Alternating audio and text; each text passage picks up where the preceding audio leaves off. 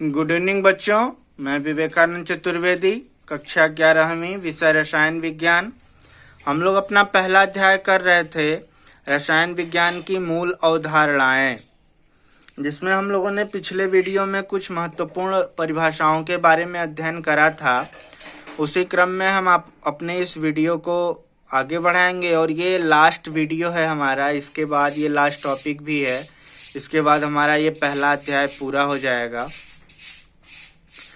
तो इसमें है आज मूलानुपाती सूत्र। मूलानुपाती सूत्र क्या होता है कि किसी यौगिक में उपस्थित विभिन्न परमाणुओं के सरलतम पूर्ण संख्या को यह प्रदर्शित करता है। कहने का तात्पर्य यह है कि कोई भी यौगिक जो निर्मित होता है, उनमें परमाणुओं से यौगिक निर्मित होता है, तो उनमें परमाणुओं की जो एक सरलतम संख्या होती है उनको यह प्रदर्शित करता है कि किसमें कितने परमाणु उपस्थित हैं। जैसे NaOH, इसमें सोडियम का एक परमाणु, ऑक्सीजन का एक, हाइड्रोजन का एक, HCl, CH4, ये उदाहरण है। दूसरा है आपका आणविक सूत्र।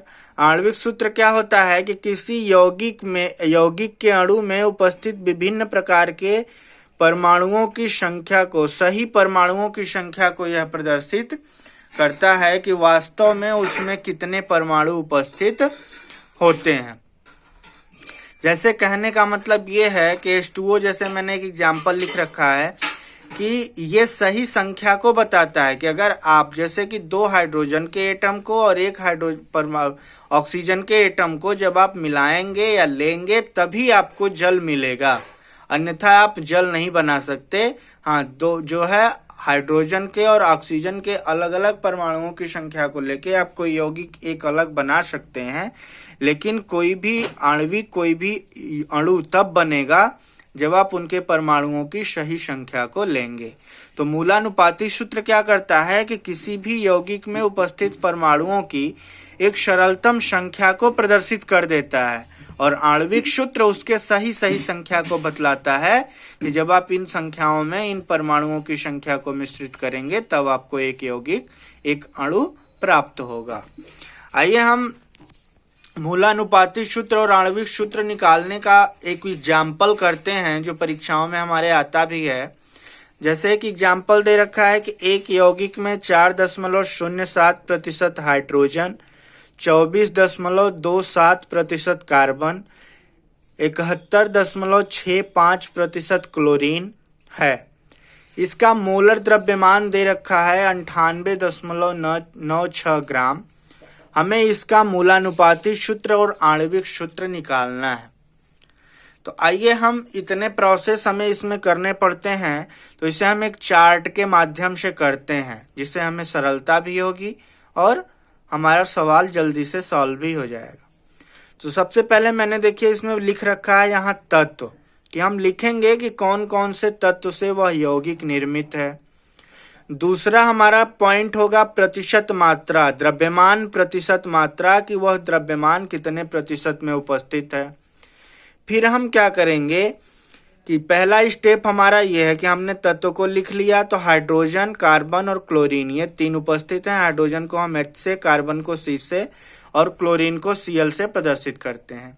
इनकी द्रव्यमान प्रतिशत मात्रा दे रखा है कि हाइड्रोजन 4.07%, कार्बन 24.27% और क्लोरीन 71.65% उपस्थित है। अब हमें क्या करना है कि इस द्रव्यमान प्रतिशत को हमें ग्राम में परिवर्तित करना है। तो ग्राम में परिवर्तित करने के लिए हमें करना क्या है कि प्रतिशत जो होता है उसको ग्राम में बदलने के लिए हम 1/100 का गुणा इसमें कर देंगे। तो 100 से 100 कट जाएगा, प्रतिशत 100 में होता है और केवल यही मात्रा बच जाएगी। यानी सीधा सीधा आप ये भी समझ सकते हैं कि प्रतिशत को अगर हमें ग्राम में बदलना है तो प्रतिशत को हटा के आप पूरी उसी अमाउंट को, उसी मात्रा को ग्राम लिख दीजिए, वो हो जाएगा आपका ग्राम में। ये हमें ध्यान देना है। अगर सवाल में हमारा प्रतिशत में मात्रा दिया है तो हम ग्राम में बदलेंगे, और अगर ग्राम में ही दिया है तो फिर हमें वैसे ही उसे रहने देना है। अगले स्टेप में हम क्या करेंगे, मोलों की संख्या को निकालेंगे। मोलों की संख्या कैसे निकालते हैं कि किसी भी तत्व की जो ग्राम में मात्रा होती है टोटल, उसके एक परमाणु के ग्राम की मात्रा से हम भाग देते हैं। तो हाइड्रोजन के एक परमाणु की मात्रा कितनी होती है 1.008 ग्राम, और इसमें मात्रा दिया कितना है 4.07। तो जब हम इसको इससे भाग करेंगे तो ये जो मात्रा आएगी, जो संख्या आएगी, इसे हम बोलेंगे मोलों की संख्या।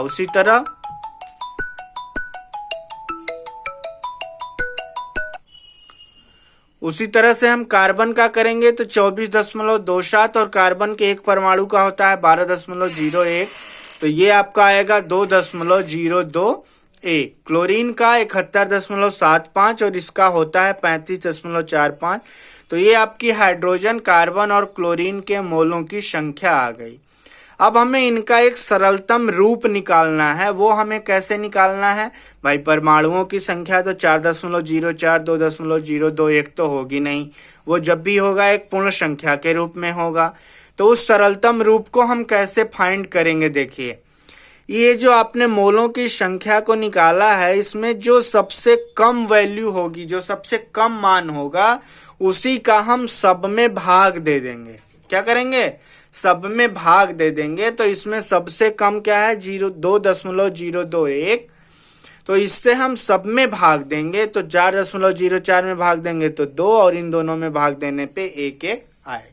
अब ये आपका परमाणुओं की संख्या सरलतम रूप में आ गई।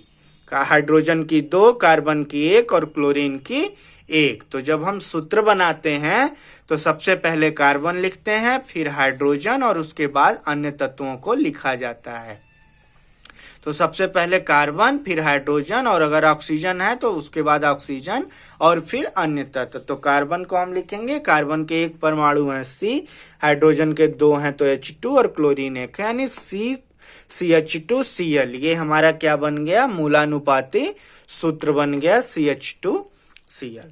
अब एक चीज का आपको ध्यान देना है कि ये जो सरलतम रूप आपने यहाँ निकाला है, अगर ये भाग देने पे भी दशमलव में ही आता, पूर्ण रूप से नहीं आता, तो हम इन संख्याओं में क्या करते कि ऐसी संख्या का गुणा करते कि ये पूरा क्या होता, दशमलव में बदल जाए। जैसे मान लीजिए कि ये तो आपका 2 आ गया, अगर इसका आंसर 1.5 और इसका 1.5 आता तो हम इसमें 2 का गुणा करते पूरे में, तो ये 4 हो जाता, और इसमें करते तो 3 और इसमें करते तो 3। तो इस तरह से हमारा यह पूर्ण संख्या के रूप में बदल जाता।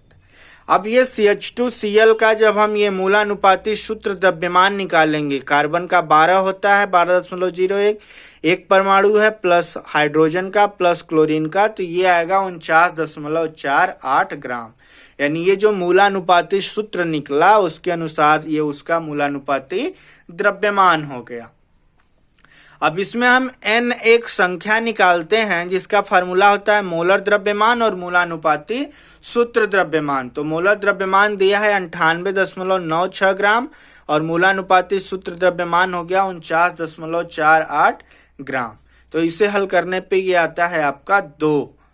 तो ये जो n एक संख्या हम निकालते हैं उसी का गुणा हम करते हैं मूलानुपाती सूत्र में, तो जो बन के आता है वही कहलाता है आणविक सूत्र। यानी CH2Cl में 2 का गुणा करेंगे तो कार्बन के 2 परमाणु, हाइड्रोजन के 4 और Cl2 के 2 हो जाएंगे, यानी C2H4 और Cl2। तो इस तरह से हमारा मूलानुपाती सूत्र क्या बना CH2Cl और आणविक सूत्र क्या बना C2H4Cl2।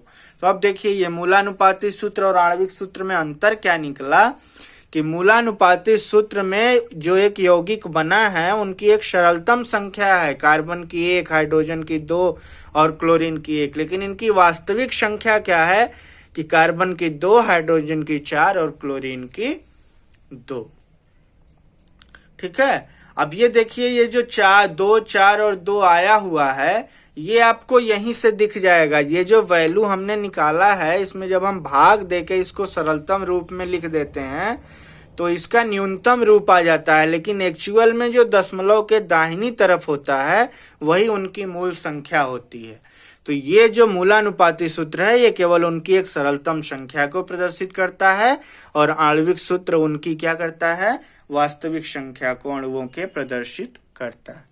तो इस तरह से आपका पहला अध्याय पूरा हुआ और सभी टॉपिक हम लोगों ने पढ़े, हम लोगों ने देखा। आप फिर से सभी वीडियोज को देखें, अच्छे से सीखें और इस न्यूमेरिकल का भी अभ्यास करें। फिर उसके बाद हम लोग अपनी अगली जानकारी अगले वीडियो में प्राप्त करेंगे। धन्यवाद बच्चों।